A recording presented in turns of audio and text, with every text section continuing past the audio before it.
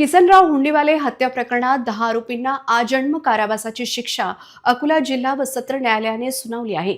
या प्रकरणात राज्य सरकारच्या वतीने विशेष सरकारी वकील उज्ज्वल निकम, ॲडव्होकेट गिरीश देशपांडे तसेच फिर्यादीकडून ॲडव्होकेट विनोद फाटे यांनी बाजू लढवली होती। गवळी समाजाचे महाराष्ट्र प्रदेशाध्यक्ष किशनराव हुंडीवाले हे एका प्रकरणाच्या सुनावणीसाठी 6 मे 2019 रोजी धर्मदाय आयुक्त कार्यालयात आले होते। दुपारी सुमारे 12 वाजताच्या सुमारास त्यांची अत्यंत निर्घृणपणे हत्या करण्यात आली होती। या घटनेनंतर सिव्हिल लाईन पोलीस ठाण्यात एकूण 15 आरोपींविरोधात गुन्हा दाखल करण्यात आला होता।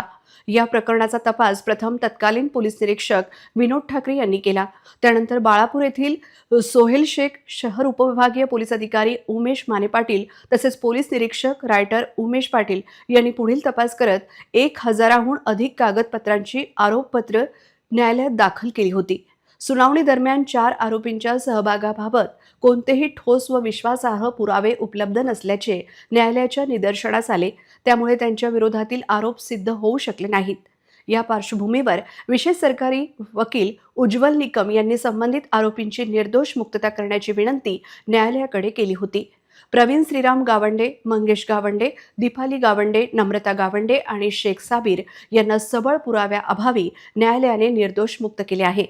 आज झालेल्या अंतिम सुनावणीत या बहुचर्चित हत्याकांड प्रकरणात श्रीराम गावंडे, रणजित उर्फ छोटू श्रीराम गावंडे, विक्रम श्रीराम गावंडे, सूरज प्रल्हाद गावंडे, धीरज प्रल्हाद गावंडे, विशाल शंकर तायडे, सतीश सुखदेव तायडे, प्रतीक दत्तात्रय तोंडे, मयूर गणेशलाल अहिर आणि दिनेश बादल सिंग राजपूत यांना न्यायालयाने जन्मठेपेची शिक्षा सुनावली आहे।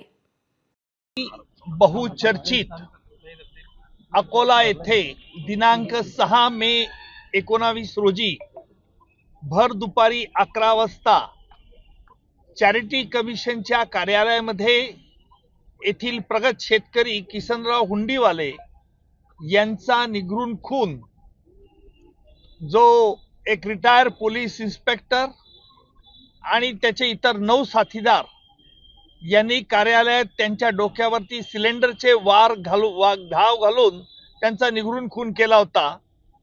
या खटल्यामध्ये आम्ही जवळजवळ एकूण 22 साक्षीदार तपासले आणि 10 आरोपींना आज जिल्हा सत्र न्यायाधीश यांनी जन्मठेपेची शिक्षा ठोठावली आहे। माझ्या समवेत येथील जिल्हा सरकारी वकील देशपांडे, त्याचप्रमाणे फिर्यादीचे वकील देखील नरेंद्र धूत यांनी देखील काम पाहिले आणि इतकंच नाही तर या खटल्यामध्ये जी भीषणता आणि क्रूरता मी आरोपींच्याकडून बघितली की मयताच्या डोळ्यात देखील त्यांनी टोचाचे वार केले होते आणि त्यामुळे ह्या अकोला शहरात एक घबराटीचे वातावरण निर्माण झाले होते। परंतु आज 10 लोकांना जन्मठेपेची शिक्षा मिळून कोर्ट न्यायालयाने देखील न्याय दिलेला आहे।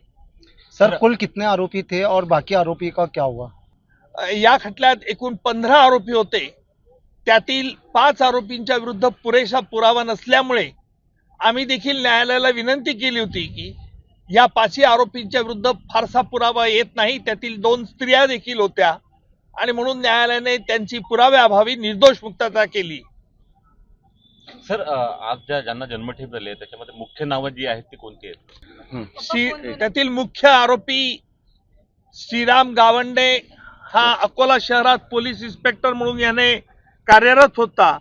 त्याचप्रमाणे त्याचा मुलगा छोटू उर्फ विक्रम गावंडे, तसेच धीरज गावंडे, रणजित गावंडे, दिनेश राजपूत, विशाल तायडे, प्रतीक तोंडे, सतीश तायडे, मयूर गणेश अहिर, सूरज प्रल्हाद गावंडे हे 10 आरोपी होते आणि या 10 आरोपींना न्यायालयाने शिक्षा दिली, जन्मठेपेची शिक्षा दिली व वेगवेगळ्या कलमाखाली देखील दंड ठोठावलेला आहे।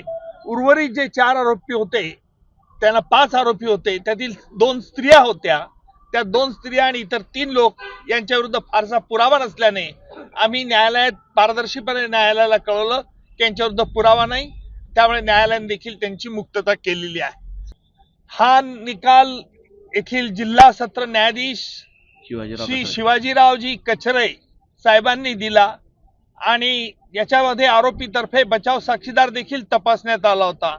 परंतु हा बचाव साक्षीदार देखील आम्ही सरकारतर्फे उलट तपासणी घेऊन हा बचाव साक्षीदार न्यायालयाने त्याची साक्ष विश्वासार्ह मानली नाही। यानंतर आरोपींना या निकालाविरुद्ध अपील करण्याचा अधिकार दिलेला आहे, परंतु आमच्या मते या खटल्यात प्रत्यक्षदर्शी साक्षीदार व परिस्थितीजन्य पुरावा असल्याने आमच्या मते हा निकाल बरकरार राहील।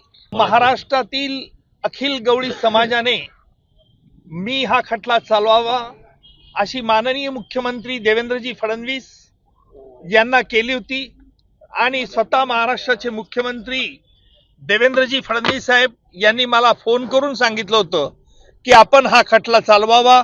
त्याचप्रमाणे माजी केंद्रीय राज्यमंत्री आहिर साहेब यांनी देखील मला विनंती केली होती हा खटला चालवावा आणि त्यानुसार मी अकोला येथे गेल्या 3 वर्षापासून हा खटला चालवित होतो आणि त्याची आज शेवटी सांगता झाली आहे।